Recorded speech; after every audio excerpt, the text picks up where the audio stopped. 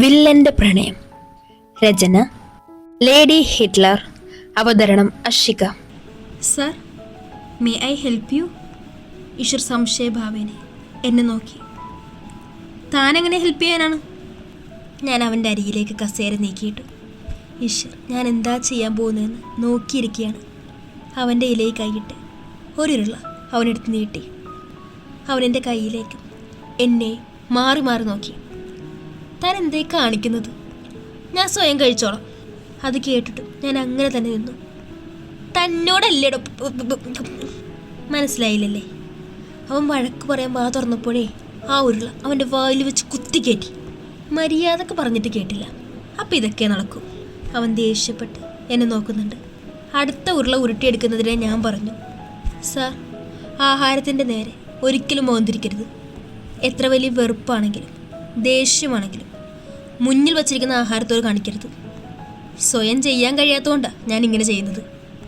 അതുമല്ല, എന്നെ രക്ഷിക്കുന്നതിനിടക്ക് സാറിന് സംഭവിച്ചതാണത്. അതിൻ്റെ പകരമായി കണ്ടാൽ മതി. അവനൊന്നും മിണ്ടിയില്ല. ഞാൻ ആ ഉരുള അവന് നേരെ നീട്ടി. അറിയാതെ അവൻ്റെ വാ തുറന്നു.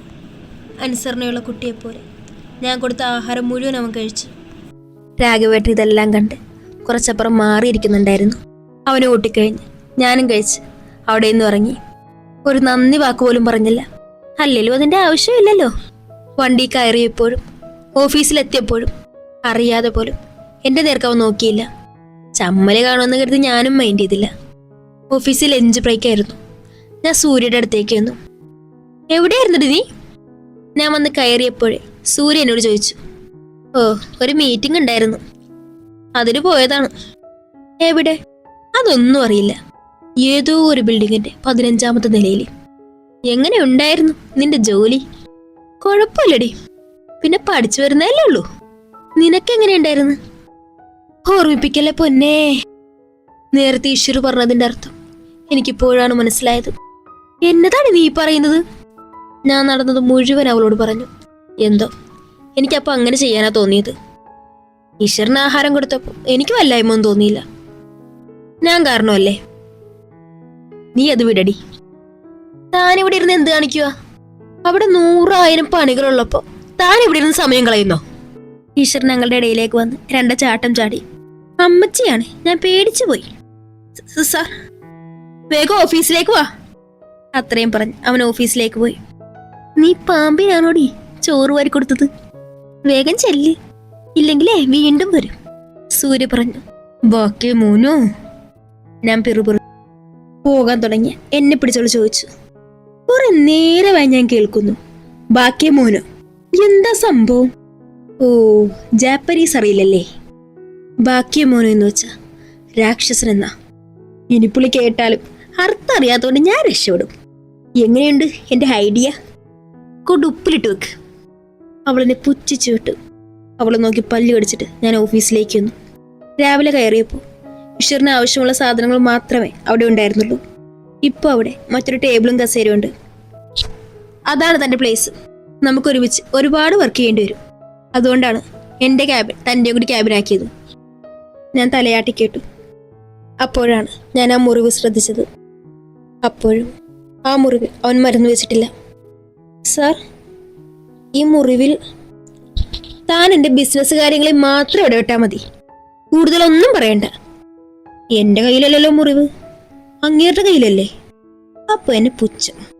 മുറിവി മരുന്ന് വെച്ച അങ്ങേർക്ക് കൊള്ളാം. ഞാൻ പിറുപിറുത്തു. അന്ന് വൈകുന്നേരം ഞങ്ങൾ ഓഫീസിൽ നിന്ന് ഇറങ്ങാൻ തുടങ്ങിയപ്പോൾ, നാളെ എനിക്ക് എന്തെങ്കിലും അപ്പോയിൻമെന്റ്സ് ഉണ്ടോ? ഈശ്വർ എന്നോട് തിരക്കി.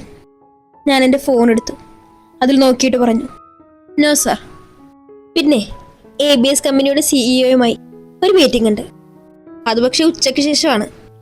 ഓക്കെ, അതിനു വേണ്ട കാര്യങ്ങൾ ശരിയാക്കേണ്ടത് തൻ്റെ ഉത്തരവാദിത്തമാണ്. ഞാൻ വെളുക്കെ ചിരിച്ചു കാണിച്ചു. ശരി സാർ. അവൻ പോയതും, സൂര്യ, ഈ സാധനത്തെ കൊണ്ട് ഞാൻ തോറ്റടി. ഞാൻ പുതിയതായിട്ട് ജോലിക്ക് ചേർന്നാണെന്നുള്ള ബോധം പോലും ഇല്ലടി. ഉള്ള പണി മുഴുവൻ എനിക്ക് തരുക. നിന്റെ ബോസ് എങ്ങനെയാടി? അതൊരു പാവവാടി. എനിക്കെല്ലാം പറഞ്ഞു തരുന്നുണ്ട്. വലിയ ജോലിഭാരവും ഇല്ല. പിന്നെ ഇടയ്ക്കിടയ്ക്ക് വായി നോക്കാനും പറ്റും. എന്ത് ഗ്ലാമർ ആൾക്കാരാടി ഇവിടെ ഉള്ളതൊക്കെ. കേട്ടിട്ട് കൊതിയാവുന്നു. അങ്ങനെയാണെങ്കിലേ നമുക്ക് നമ്മുടെ ജോലികൾ തമ്മിലൊന്ന് എക്സ്ചേഞ്ച് ചെയ്താലോ? Bad idea. സൂര്യനിഷ്കരണം അതിനെ പുച്ഛിച്ചു തള്ളി. പതിവ് ബഹളവും കറക്കമൊക്കെ കഴിഞ്ഞ് ഐസ്ക്രീമും വാങ്ങി ഞാൻ വീട്ടിലേക്ക് ചെന്നു. കുറച്ച് അലച്ചിലുള്ള ജോലിയാണെന്ന് മാത്രമേ പറഞ്ഞുള്ളൂ. ഇന്ന് നടന്നതൊക്കെ പറഞ്ഞ അവർ പോകണ്ടെന്ന് പറയും. വെറുതെ എന്തിനാ? കഷ്ടപ്പെട്ട് കിട്ടിയ ജോലിയല്ലേ, അങ്ങനെ അങ്ങ് കളയാൻ പറ്റുമോ? അതുകൊണ്ട് ഞാൻ അങ്ങോട്ട് അഡ്ജസ്റ്റ് ചെയ്യുക. ഇരുട്ടിന്റെ മറപറ്റി കുറെ പേർ എന്തോ വലിയ പെട്ടികൾ വണ്ടി കയറ്റുകയായിരുന്നു. ഓടുന്നതിനുള്ള വെടിശബ്ദം കേട്ട് എല്ലാവരും പരിഭ്രാന്തരായി. ചുറ്റും ഒരു കൂട്ടം പോലീസുകാർ നിറഞ്ഞിരിക്കുന്നു. പുറകിൽ നിന്നും ആരോ വരുന്നതിനനുസരിച്ച് ഓരോരുത്തരായി മാറിക്കൊടുത്തു. കൂളിംഗ് ഗ്ലാസും വെച്ച് യൂണിഫോമും ഇട്ട് കയ്യിൽ ഇടവിള കയറ്റി വെച്ചുകൊണ്ട് നടന്നു വരുന്ന ACP നിഷിത്ത്. അപ്പൊ എങ്ങനെയാ സാറുമാരെ, തുടങ്ങുകയല്ലേ? അവൻ ചോദിച്ചു. സാറേ, കളി ഇവിടെ വേണ്ട. ഇതാരുടെ ഏരിയ ആണെന്ന് സാറിനറിയില്ല. അവരുടെ കൂട്ടത്തിൽ നിന്നും ഒരുവൻ പറഞ്ഞു. ഏത് വലിയ കൊമ്പന്മാരുടെ ആണെങ്കിലും എനിക്ക് വെറും ഇതാണ് എന്നും പറഞ്ഞ് ആ ഡയലോഗ് പറഞ്ഞവന്റെ മുടി പിടിച്ച് വലിച്ചവൻ അവരുടെ നേരേക്ക് തന്നെ എറിഞ്ഞു. ഇപ്പോഴത്തെ തലമുറയെ നശിപ്പിക്കാൻ നിങ്ങൾ ഇറക്കുമതി ചെയ്തതല്ലേ, അത് ഇവിടെ വെച്ച് തന്നെ അവസാനിപ്പിക്കും, കൂടെ നിങ്ങളെയും. അതും പറഞ്ഞ് വല്ലാത്തൊരു ഭാവത്തിൽ അവനവരെ നോക്കി. Boys, get ready. അയാൾ ഉച്ചത്തിൽ വിളിച്ചു പറഞ്ഞതും അവിടെ നിന്ന് പോലീസുകാരെല്ലാം തോക്കും ചൂടി നിന്നു. അവർക്ക് പ്രതികരിക്കാൻ സമയം കൊടുക്കുന്നതിന് മുമ്പേ ഫയർ! വെടിയുണ്ട പായുന്ന ശബ്ദവും അലർച്ചകളുമായി അവിടെ ആകെ നിറഞ്ഞു. 5 മിനിറ്റോളം നീണ്ടു നിന്നു. എല്ലാരും ചത്തെന്ന് മനസ്സിലായപ്പോൾ അവൻ പറഞ്ഞു, ഈ മെറ്റീരിയലിന് തീയിട്ടേക്ക്. ഗ്യാങ് വാർ ആണെന്ന് വേണം നാട് മുഴുവൻ ഇതറിയാൻ. അതും പറഞ്ഞവൻ അവിടെ നിന്നും പോയി. ഫോണിൽ കൂടെ കേട്ട കാര്യങ്ങൾ പറയാനായി അഖിലേശ്വരന്റെ മുറിയിലേക്ക് വന്നു. അകത്ത് കയറിയപ്പോൾ മുഴുവൻ ഇരുട്ട്. തപ്പിത്തറഞ്ഞ് അവൻ ലേറ്റിട്ടു. അർദ്ധബോധാവസ്ഥയിൽ കിടക്കുന്ന ഈശ്വരനെ കണ്ട് ഒരു വേള അവൻ പകച്ചുപോയി. ഈശ്വർ, എന്തു പറ്റി? ഓടിപ്പോയി അവന്റെ തല മടിയിലെടുത്തു വെച്ചുകൊണ്ട് ഞാൻ ചോദിച്ചു. തൊട്ടടുത്തായി സിറിഞ്ച് കിടക്കുന്നു കണ്ടവൻ അതെടുത്ത് മണപ്പിച്ചു നോക്കി. തലയിലേക്ക് എന്തോ പെരുപ്പ് കയറിയതുപോലെ തോന്നി. ഒരു ഞെട്ടലോടെ അവൻ തിരിച്ചറിഞ്ഞു. ഡ്രഗ്സ്. അഗേ, ഈശ്വർ പതിഞ്ഞ ശബ്ദത്തിൽ വിളിച്ചു. നീ എപ്പോ മുതലാണ് ഡ്രഗ്സ് ഉപയോഗിക്കാൻ തുടങ്ങിയത്? അതിന് കൊച്ചുകുട്ടികളുടെ നിഷ്കളങ്കത നിറഞ്ഞ ചിരി പോലെ അവരൊന്ന് ചിരിച്ചു. ഫസ്റ്റ് ടൈം ജീവിതത്തിൽ നമ്മൾ എല്ലാം അറിഞ്ഞിരിക്കണം. നിനക്ക് ഭ്രാന്താണോ? അതെ, ഭ്രാന്ത്. നീണ്ട 15 വർഷങ്ങളായി എന്നെ പിന്തുടരുന്ന ഭ്രാന്ത്. അതും പറഞ്ഞ് ഈശ്വർ ഭ്രാന്തമായി ചിരിക്കാൻ തുടങ്ങി. അഗിയൊന്നും മിണ്ടിയില്ല. കുറച്ചു കഴിഞ്ഞ് ഈശ്വർ പറഞ്ഞു, അഗി, എനിക്ക് സ്വന്തം ഒന്ന് പറയാം. നീ മാത്രമേ ഉള്ളൂ. ഞാൻ എന്തുകൊണ്ടാണ് ഇങ്ങനെ ആയെന്ന് നിനക്കറിയാലോ. ഈശ്വർ, നീ ഇപ്പോൾ ബോധത്തിലല്ല. ഇപ്പോൾ കിടക്ക്, നമുക്ക് നാളെ സംസാരിക്കാം. അത്രയും പറഞ്ഞ് അവൻ ഈശ്വറിനെ കട്ടിലേക്കെടുത്തി ലൈറ്റ് അടച്ചു പോയി. അവൻ കണ്ണടച്ചതും മോനെ, ഞെട്ടിയവൻ പിടഞ്ഞെഴുന്നേറ്റു. അമ്മേ! ഇടറിയ ശബ്ദത്തിൽ അവൻ വിളിച്ചു. എൻ്റെ മോന് സുഖമാണോ? നിന്നെ ഒറ്റക്കാക്കിയതിന് ഈ അമ്മയോട് മോൻ പിണക്കാണോ? അമ്മയോട് എനിക്ക് പിണങ്ങാൻ കഴിയോ? അമ്മ വാ, എനിക്ക് എൻ്റെ അമ്മയുടെ മടിയിൽ കിടക്കണം. അതിന് മറുപടിയായി അവർ അവൻ്റെ നേരെ തൻ്റെ കൈകൾ നീട്ടിപ്പിടിച്ചു.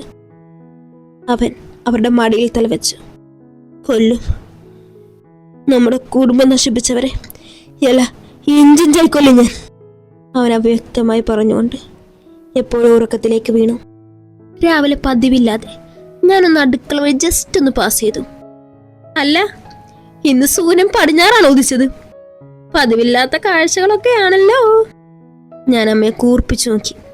ആ, എന്തായാലും വന്നതല്ലേ, ആ തവിയൊന്ന് കഴിയത്താം. അല്ലമ്മേ, ഒട്ടും മാങ്ങാ ചമ്മന്തി ഇറക്കാൻ അമ്മക്ക് എന്തിനാ തവി? അതുവഴി പോയപ്പോ ഞാൻ അത് മാത്രമേ കണ്ടുള്ളൂ. അപ്പൊ സ്വാഭാവികമായി ഈ സംശയം വരും. പുട്ടും ചമ്മന്തി എടുക്കുന്ന അമ്മയെ നിനക്കറിയൂ. അതിനിടയിൽ കൂടി മെഴുക്ക് പുരട്ടി എടുക്കുന്ന അമ്മയെ നിനക്കറിയില്ല. മാസ് ഡയലോഗ് അടിച്ച അമ്മയെ വായും തുറന്ന് നോക്കിയിരിക്കാൻ മാത്രമേ എനിക്ക് കഴിഞ്ഞുള്ളൂ. ഇനിയും അമ്മയെ വളരാൻ അനുവദിച്ചുകൂടാ. ഞാൻ മനസ്സിലാലോചിച്ച് തിരിഞ്ഞു നടന്നു. രാവിലെയുള്ള അംഗം കഴിഞ്ഞ് ഞാൻ ഓഫീസിലേക്ക് ഓടി. സൂര്യ വഴി കാത്തിരിപ്പുന്നുണ്ടായിരുന്നു. അവളെ വിളിച്ചുകൊണ്ട് ഞാൻ ഓഫീസിലേക്ക് വെച്ച് പിടിച്ചു. അവിടെ ചെന്നപ്പോഴാണ് നമ്മുടെ ബോസ് ലേറ്റായാ വരുന്നതെന്ന് അറിഞ്ഞത്. എനിക്ക് സന്തോഷം കൊണ്ടിരിക്കാൻ വയ്യേ. ഹൂയ് വാർത്ത അറിഞ്ഞ ഞാൻ അവിടെ കിടന്ന് തുള്ളാൻ തുടങ്ങി. സൂര്യ എന്റെ ഭ്രാന്ത് കണ്ടു നിൽക്കാതെ തന്റെ പണി ചെയ്യാൻ പോയി. ഇന്നെല്ലാവരും നേരെ ഒന്ന് പരിചയപ്പെടണം മനസ്സിലാലോചിച്ചുകൊണ്ട് അവിടേക്ക് വന്നു. ഹായ് ചേച്ചി. പരിചയമുള്ള ശബ്ദം. ആഹാ, ആരിത്? ശരണ്യ കുട്ടിയോ? ബാക്കിയുള്ളവരെവിടെ? അപ്പുറത്തുണ്ട് ചേച്ചി, വാ പരിചയപ്പെടാം. അവൾ എന്നെയും വിളിച്ചുകൊണ്ട് പോയി. എല്ലാരെയും പരിചയപ്പെട്ട് അവരോട് കാര്യം പറഞ്ഞിരുന്നപ്പോഴാണ് അവിടേക്ക് ഒരു അഡാറായിട്ടും കയറി വന്നത്. അത് കണ്ടെന്റെ കണ്ണടിച്ചു പോയി. നിങ്ങളെല്ലാവരും എന്ത് ചെയ്യുക? ഇഷയുടെ അവൾ പറയുന്നത് കേട്ട് ഞാൻ മിഴിച്ചു എന്ന് പതുക്കെ ശരണ്യോട് ചോദിച്ചു. ഏതാ ഈ മുതലേ? അയ്യോ ചേച്ചി, ഇതൊരാറ്റം ബോംബാണ്. ഞാൻ പറയാം, നിക്കേ. ഹേയ് യു, ഇഷയുടെ അവൾ ശരണ്യോട് ചോദിച്ചു. അവൾ എന്താ ആലോചിച്ചിട്ട് പറഞ്ഞു, അയ്യോ ചേച്ചി എനിക്കറിയില്ല. ദേ ഈ ചേച്ചിയോട് ചോദിച്ചറിയാം. ഈശ്വർ സാറിന്റെ PA ആണ് ഈ ചേച്ചി. അവൾ എന്നെ ചൂണ്ടി പറഞ്ഞു. ദേവിയെ, ഇവളെന്നെ കൊലക്ക് കൊടുക്കാനുള്ള പ്ലാനാണോ? കഴിഞ്ഞ ദിവസം പണി കൊടുത്തതിന് പ്രതികാരം തീർക്കുവാണോ? ഇങ്ങനെ പലതരത്തിലുള്ള ചോദ്യങ്ങൾ എൻ്റെ ഉള്ളിൽ കടന്നുപോയി. PAയോ? ഞാനറിയാതെയോ? അതെ ചേച്ചി, സാറ് നേരിട്ട് തിരഞ്ഞെടുത്താണ് ഈ ചേച്ചിയെ. അവൾ എന്നെ ഒന്ന് മൊത്തത്തിൽ നോക്കി. അവളുടെ നോട്ടം കണ്ടപ്പോൾ ഞാനും എന്നെ ഒന്ന് മൊത്തത്തിൽ നോക്കി. കുഴപ്പമൊന്നുമില്ലല്ലോ. പിന്നെ ഇതെന്ത് തെങ്ങയായി നോക്കുന്നത്? എന്റെ ആത്മകഥമാണ് കേട്ടോ. നീയാണോ പുതിയ PA? എന്ത് കണ്ടിട്ടാണോ നിന്നെയൊക്കെ അവൻ PA ആയിട്ടെടുത്തത്? അവളെ ഞാട പടലും പുച്ഛിച്ചു വിട്ടു. തുടരും.